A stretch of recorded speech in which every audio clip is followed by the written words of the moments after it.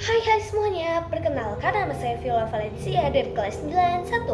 Hari ini saya akan bermonolog tentang kota tanpa buku.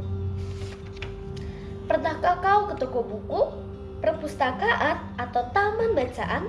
Tidakkah kau merasa istimewa ketika berada di dalamnya? Di sekelilingmu ada berbagai toko dari dunia nyata dan hayal, tempat yang pernah kau kunjungi dan yang belum.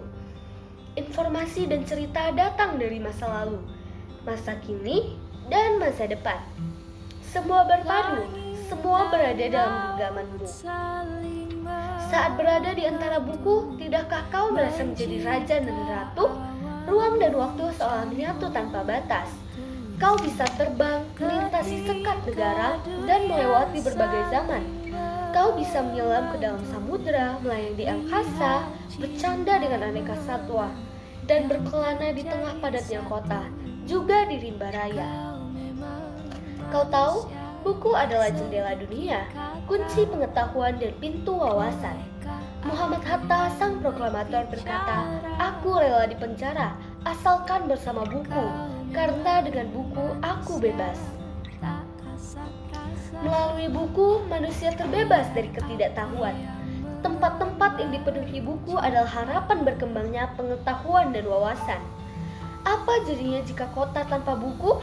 Pantaskah dia disebut kota? Di kota itu mungkin kabar datang dari sumber lain, dari koran, televisi, atau internet. Mungkin informasi dan cerita datang dari cerita nenek moyang, bagai dongeng-dongeng sebelum tidur. Irama warganya pun tiada beda. Bangun pagi, bertebaran di muka bumi untuk berbagai keperluan, untuk kembali pulang siang atau sore harinya. Setelah itu, mereka berangkat tidur dan memulai lagi hari berikutnya. Semua serupa. Di kota itu mungkin ada bangunan bernama perpustakaan. Di dalamnya buku-buku berderet dalam rak yang tak terjamah. Tiada tangan meraih dan membuka halaman demi halaman dengan sukacita.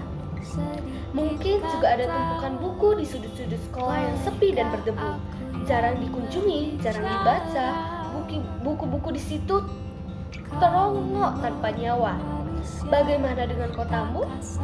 Mungkin kau tinggal di tengah kota yang megah atau di gang sempit di desa terpencil di sisi pesisir atau di kaki gunung. Adakah perpustakaan, taman bacaan, atau toko buku di dekat rumahmu? Jika ada, apakah tempat itu menjadi wadah berkumpulnya anak-anak dan warga, menjadi pusat berkembangnya wawasan dan pengetahuan, atau hanya menjadi pajangan? Maukah kau menjadi orang yang menghidupkannya? Kau bisa mengunjunginya dan mengajak teman-teman membaca dan berbagi cerita di sana.